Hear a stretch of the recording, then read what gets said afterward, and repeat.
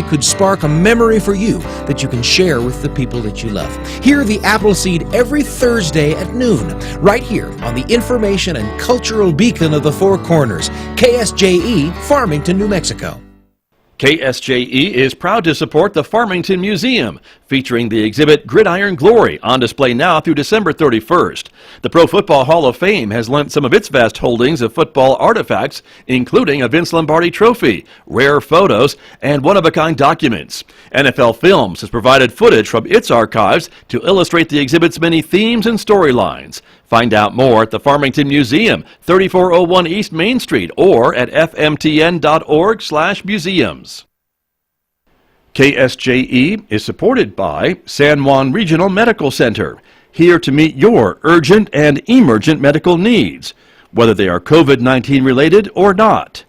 Medical emergencies happen when you least expect them, whether it's a stroke, heart attack, illness, or injury. San Juan Regional Medical Center's caregivers are here to provide care to you and your loved ones. Find out more online at sanjuanregional.com.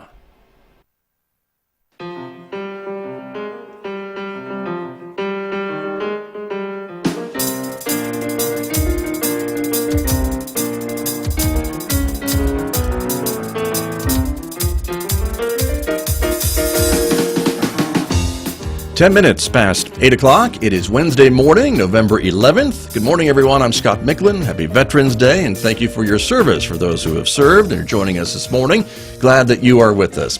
We're on 90.9 FM over the air, of course, in San Juan County, New Mexico, 103.3 FM over the air in Durango, Colorado, and we're streaming everywhere from our website, of course, at KSJE.com. Welcome also to our viewers who are watching this visual radio program, streaming live this morning to the KSJE Facebook page, our YouTube channel, and also our Twitter account. We're glad that you are with us, everybody. Coming up in the next few moments, I'm going to be talking with Kathy Curry. She is from the Rehabilitation Outpatient Center here at San Juan Regional Medical Center. We'll be talking about the work that she does and much, much more coming up in the next few moments right here on KSJE. So stay tuned for that. Later on this hour, we'll be joined by Dr. Mike Haddabaugh. He is going to be visiting from the Encouragement Lab, more words of encouragement and advice about communication and relationships. That's coming up later on this hour at 8:50 a.m. on KSJE. Next hour, of course, it's Roving with the Arts, our weekday classical music program hosted by Mick Hess. But this week, Mick is talking about local favorites, as he does every other Wednesday. And so his local favorite this week is none other than jazz trumpeter Delbert Anderson. And so Mick and Delbert will be talking today at 9:06 a.m. on KSJE, a special 90-minute version on this Wednesday of Roving with the Arts. That takes us to Right on Four Corners at 10:30, our local and regional author program. And Tracy Hales-Vass is talking with the author A. Rooney this week about his latest book, the autobiography of Francis N. Stein. Oh, Frankenstein. I remember him. And so you'll be learning more about that book coming up this morning at 10:30 on KSJE. So stay tuned for that as well. Glad that you're with us, everybody. Don't forget, you can also connect with us on Instagram in addition to Facebook, YouTube, and Twitter. And let's talk about our weather forecast today. Partly sunny skies on this Wednesday, 45 for a high temperature today. Clear overnight with a low of 22. Partly sunny again tomorrow on Thursday with a high of 49 and a low of 27. It'll be cloudy on Friday with a chance of rain showers in the forecast and a high of 54 and an overnight low of 28 with maybe some rain and snow showers Friday night. Sunshine and warmer temperatures return for Saturday and Sunday with highs in the mid-50s and overnight lows near 30. And in fact, sunshine again on Monday, and we might hit lower 60s by next week. So we'll look forward to that. Outside right now, it is 18 degrees in Farmington here at San Juan College. We're on our way to a high, as I mentioned, about 45 today. So let me introduce my guest who is here with me this morning from San Juan Regional Medical Center's Rehabilitation Outpatient Center. Kathy Curry is here, the physical therapist. Good morning. Thank you for coming in this morning. Good morning. So glad to be here on this cold morning. No kidding. Yeah. But it's great to have you here, talk about the work that you are doing. And we were talking before we came on the air this morning. This is your second time in Farmington. It is. We moved here in 2001 for my husband to be the Methodist minister at First United Methodist Church. Right. And we were there for 9 years. And then we moved to Lubbock for him to be the minister there and at First Lubbock. And so we're back after these years. We love Farmington, so glad to be back. Wonderful. To be back. Well, welcome back. And you've been back since about, June. summer, right? June. COVID, yeah. Right. Middle of, try selling your house and buying a house. That's and right. Doing all that with COVID, but we did it. It worked out, and we're here, and we're glad. Welcome back. And so, and you have been in physical therapy for most of your career. I'm in my 40th year. I can't believe that, but I'm in my 40th year of being a PT. Okay. And then 25 years in specializing in pelvic health physical therapy. So Which is what we're going to talk about this morning, because that's your focus, right? That is my focus. And so people hear pelvic health, and they may not know what exactly that means. Yeah. And you were very gracious in explaining to me what that means. And it's a very, I think, private topic for a lot of people, and so it's hard for other doctors to diagnose a problem in that region of the body, right? Yes. When you think of a pelvic health physical therapist, we always say from ribs to knees. So that's the area that we treat. Although, of course, we look at posture and we treat the whole body. Sure. But we specialize in the muscles, the connective tissue, the nerves of the pelvis, and those affect very private. They're very private parts of the body, but they affect very private issues of our life, such as bladder issues, bowel issues, and sexual issues. So I treat all of those things for men, women, and children. Mm-hmm. Got you. And not very many people do what you do. No, we're very specialized.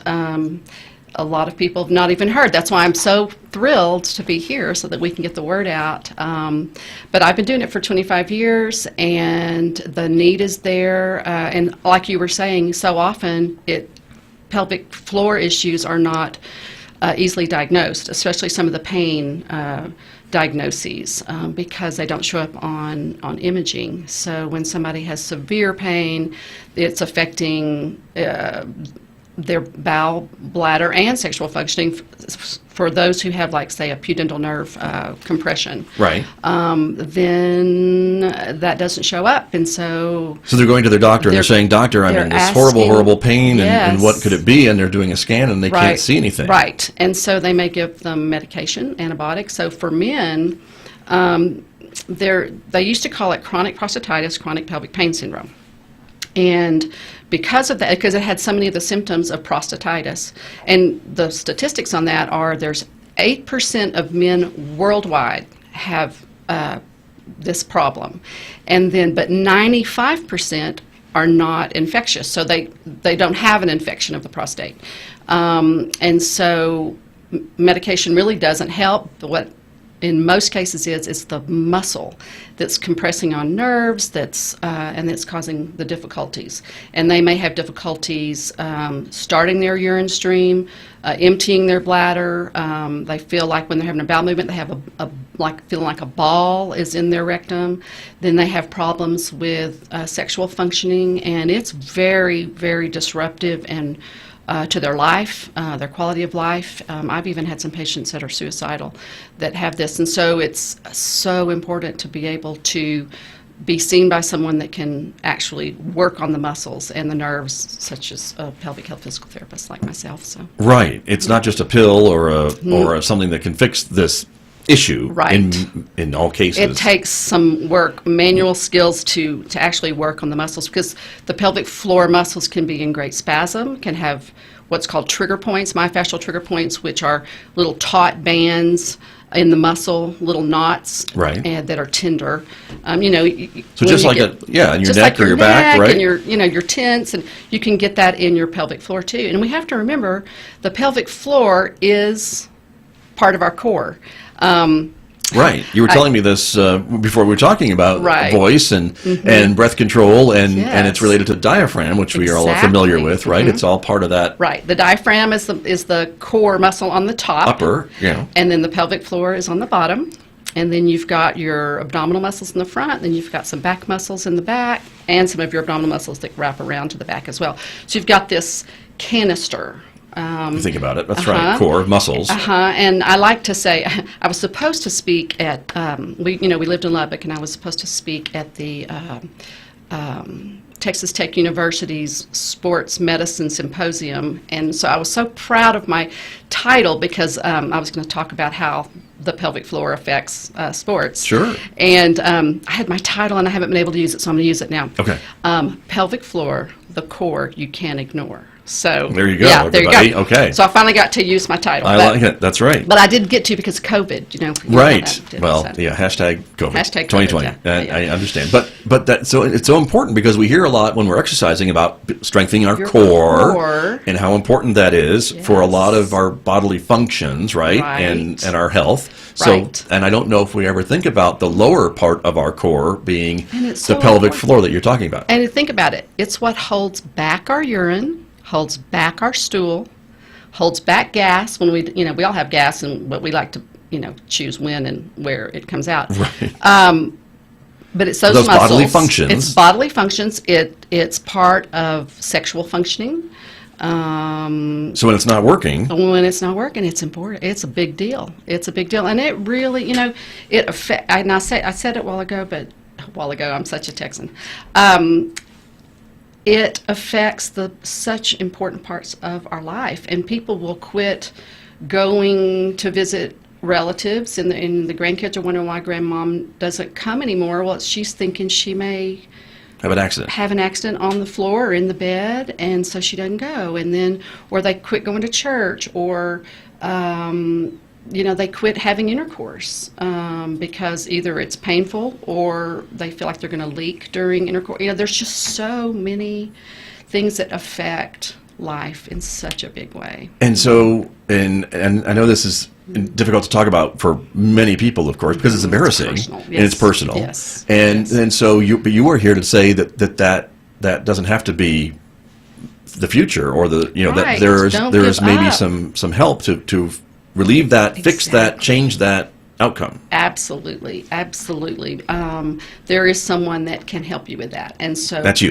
That's me. That's right. Pelvic health physical therapist, and so you would come, just like going to physical therapy for your knee. You get a doctor or nurse practitioner. You get a referral. And then your insurance pays for it, just like they do. It's Other not physical different. therapy? It's physical therapy. It just happens to be the location, like I said, from ribs to knees. Right. That are the muscles, nerves, and connective tissue that we work with. Right. But for and I'm sorry to interrupt you, but for a lot of people, though, that may keep going to their doctor saying, I'm still having this problem. Right. Why isn't it going away, or why can't we seem to figure this out? This may be something to suggest to their doctor that, hey, I heard this lady on the radio, and could we try that? Right. And that's all you would need, perhaps, for a That's referral? all. Yes, and I think for the doctors, and nurse practitioners, and it can be a relieving thing because they have an option for their patients. To let's see if this is what's causing your problem. And we know for sure with incontinence. And when people think of a pelvic health physical therapist, that's usually, if they even know what one is, Right. That's the diagnosis that they think of is incontinence. And it is an important one, like I said. And we're just now hearing on TV, you see commercials about medication for people that are leaking urine, and so it's become less taboo as far as incontinence. They talk about the different kinds of protective, underwear that you can have now, and briefs and pads and everything. But it's not mentioned about physical therapy. And really, we're supposed to be, it's in the medical literature, the studies show that pelvic health physical therapy is supposed to be the first thing tried. So you go conservatively first with for the diagnosis of Right. incontinence. I see. But that a lot of times they're not available because there's not a whole lot of there's several more than there used to be. I mean, I've been doing this 25 years, but there's several thousand now throughout the nation, and there are ways to find out where they are in the nation. You can search on the internet to locate a PT, a pelvic floor PT or pelvic health PT. Right. But they are still few and far between. So, in many cases, a lot of this is maybe muscle and nerve related? Yes. There's a connection, Absolutely, usually? yes. And one of the most important nerves in the pelvis is the pudendal nerve. And it innervates the bladder, it innervates the sphincter, around the external anal sphincter, around the anus. And so for the motor function, it affects the ability to squeeze those muscles. But it also affects the sensation of the area. It innervates the bladder itself. So you're really, a pelvic health therapist is working with, I didn't even mention the organs, but we're working with the bladder too, and the rectum, and the intestines. So if we're treating somebody with constipation, we'll teach them a colon mobilization, colon massage, dietary modifications. I do some, I haven't even talked about the treatments, but at this point, but I have my equipment, and I'm so thankful to San Juan Regional Medical Center and Rehabilitation Outpatient Center for their support. They have given me the okay to get the equipment that I need, and I've got the top best equipment. So I do biofeedback using EMG, electromyogram readings of the muscles, and I can do that externally, and that's what I do. Children, I don't do anything internally. And this tells you what? It gives you feedback on that Yes, muscle, on if the it's muscle, too on the tense or electrical tight? activity of the muscle. Yes. I So see. if it's hypertonic, if it's too active, and then so if it's hypertonic, that usually causes pain, and it causes weakness too, because it gets stuck and it can't contract correctly. So you can use that. I can use external electrodes, or I can use a vaginal or a rectal sensor that can give us the EMG reading, and I have it. It's it's up on a screen so the patient can see it, and so it gives them visual feedback, Right. and then it has little sounds, and there's also some little video which I use with the children because you got to keep them Right, sure. right, keep their Gotcha. attention. Right. So there's little cute little videos that you can do as they're using their muscles. They can cause a change Right. on the screen, on the video of what's happening, and it may be docking a space shuttle into a dock, as they use their muscles, or it may be a dolphin jumping out of the water, or a flower blooming, and it's Right. things that they can. And with the children, I call it, playing video games with their bottom. Right. So, Well, and you were telling me that for some of these children that maybe they've never had a normal bowel movement or something Exactly. like that, and so they have to learn that yes, whole technique. Yes, you're so right. My first patient, or my youngest patient, was 3, and he had Hirschsprung's disease, was born with that, and so he had a colostomy for the first part of his life, and then they reversed that, but he didn't know how to relax his little external sphincter. And so we used biofeedback, and we played video games with his bottom. First I did it on his bicep, so that he could Understand cause and the, learn. and just make it Sure. not so personal at first, and Right. then Well, yeah. move toward putting it on his little bottom. And parents are always in the room. Right. Always in the room. I do not see children without Sure, a of parent course. or a grandparent in the room, guardian in the room. But that teaches them then Yes. how to To contract control it that and relax. and what that Yes. feels like, I guess, when you're doing it the right way.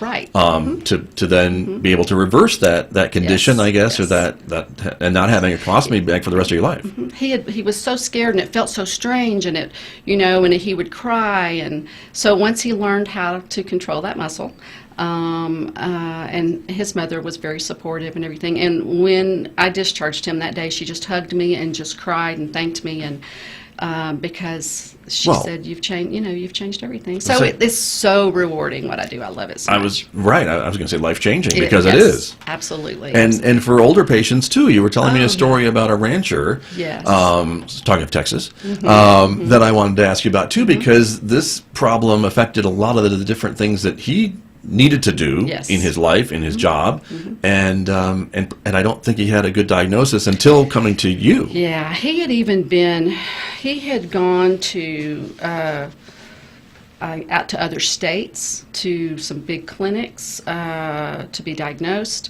and he was one of those that had the chronic prostatitis, chronic pelvic pain syndrome.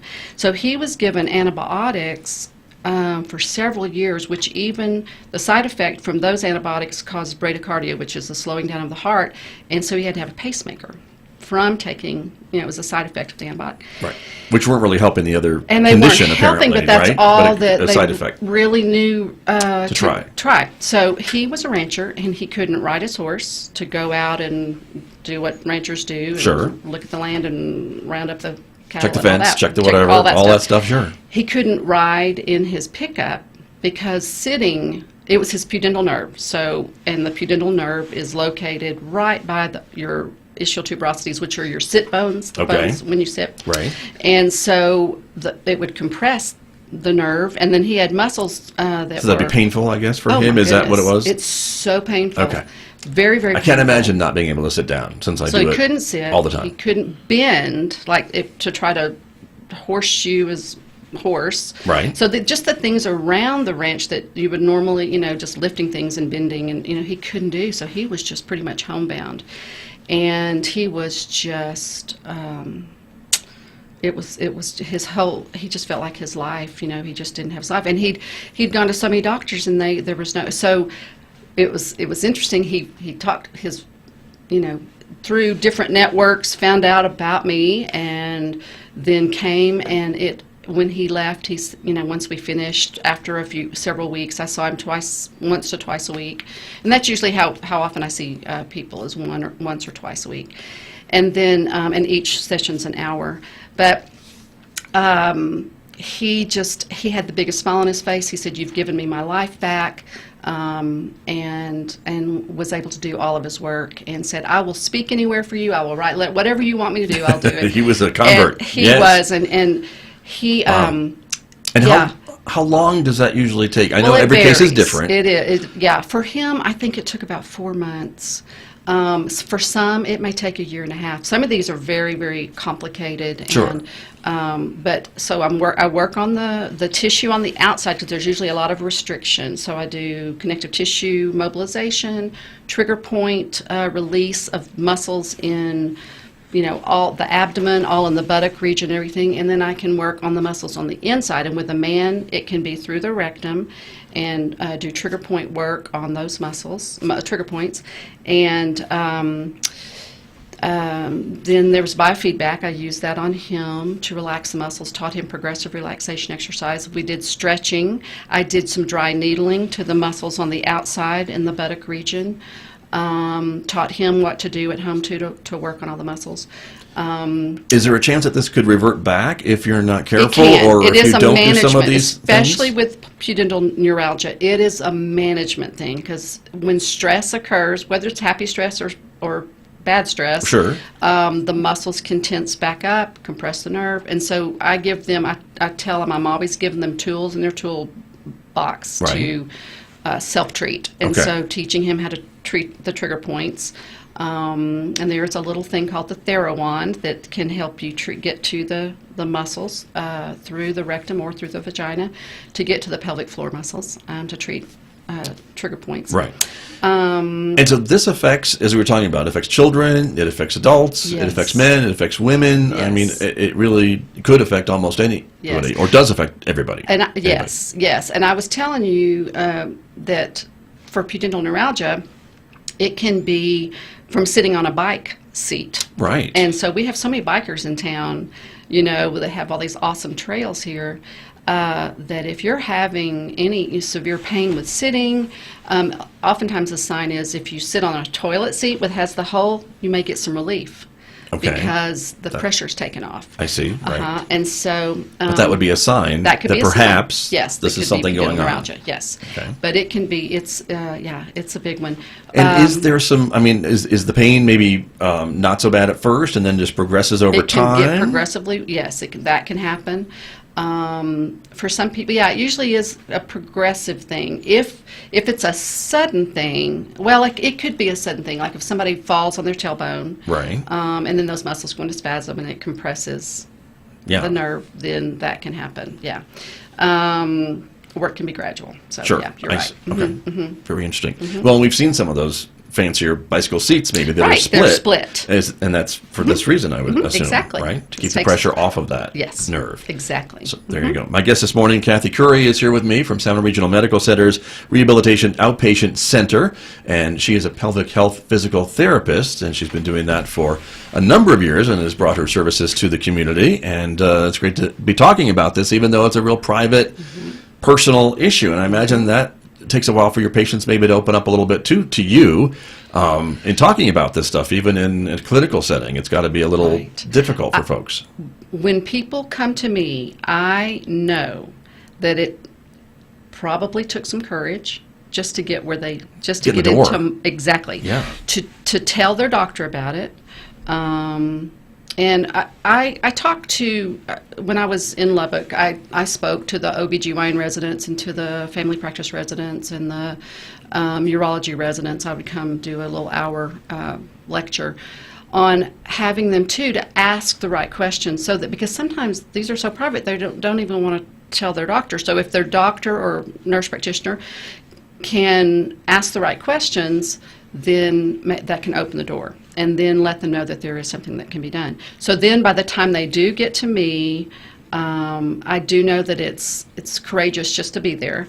And so my room, I try to make it as comfortable and as warm and cozy and homey, to be able to be a place to relax. And I'm a person, it's just, we're one-on-one, it's private, the door is shut, and we can talk about these issues, and nothing is taboo. We can talk about anything, and they can trust me. So Right. That's going to be a very important part of what you do. And it, I can't just immediately get. It may take 20 minutes of us just talking. Sure, of course. To be able to, before the actual evaluation.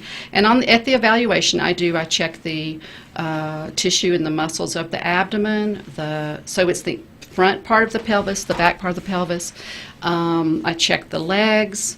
And then go into the muscles of the vagina. For adults, the vagina or the rectum, depending upon what the diagnosis is.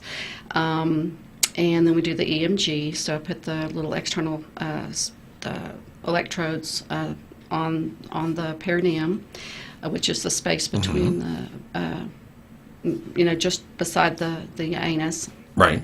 And so then we check that, and then we see if the muscle's hypertonic or if it's hypotonic. So what do we need to do? Do we need to relax it, or do we need to strengthen it?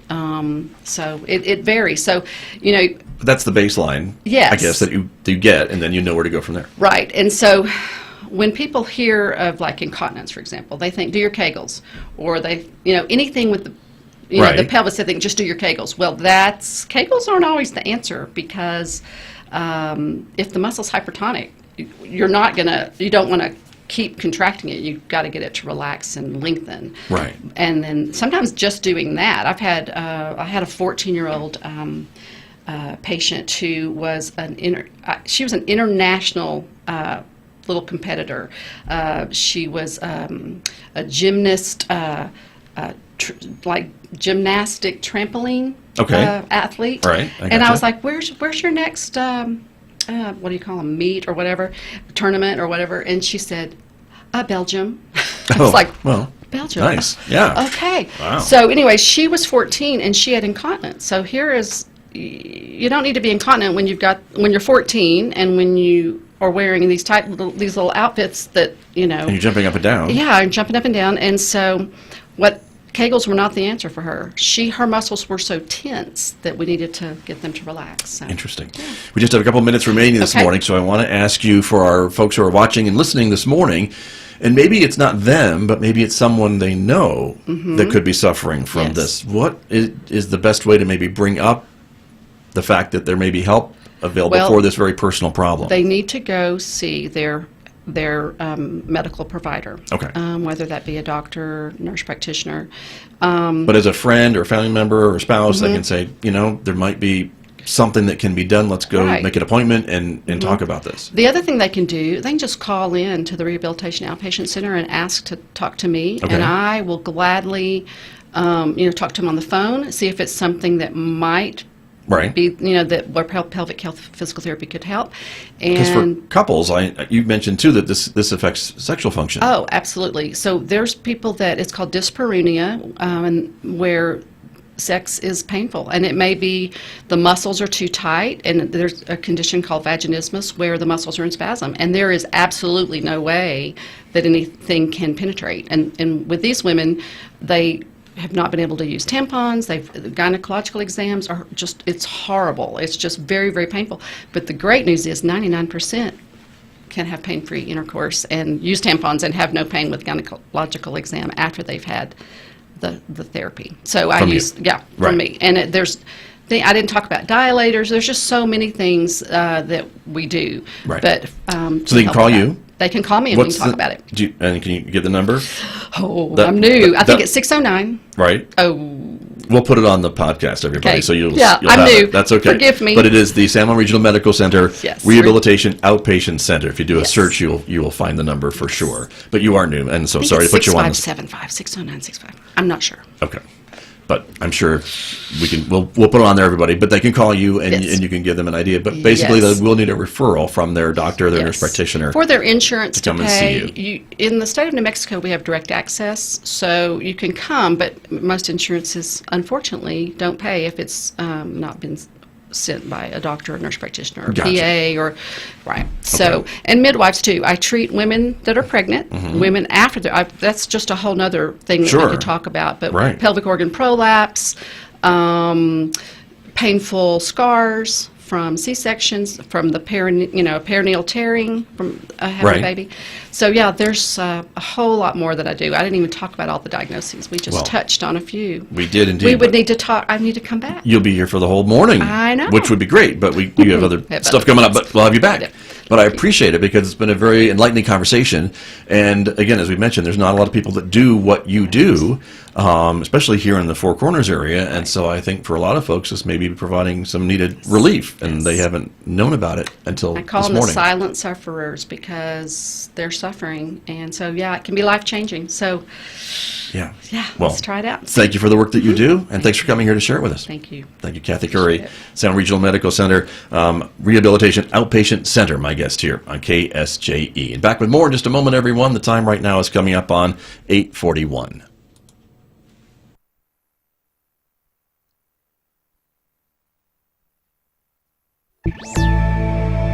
Will a Biden administration try to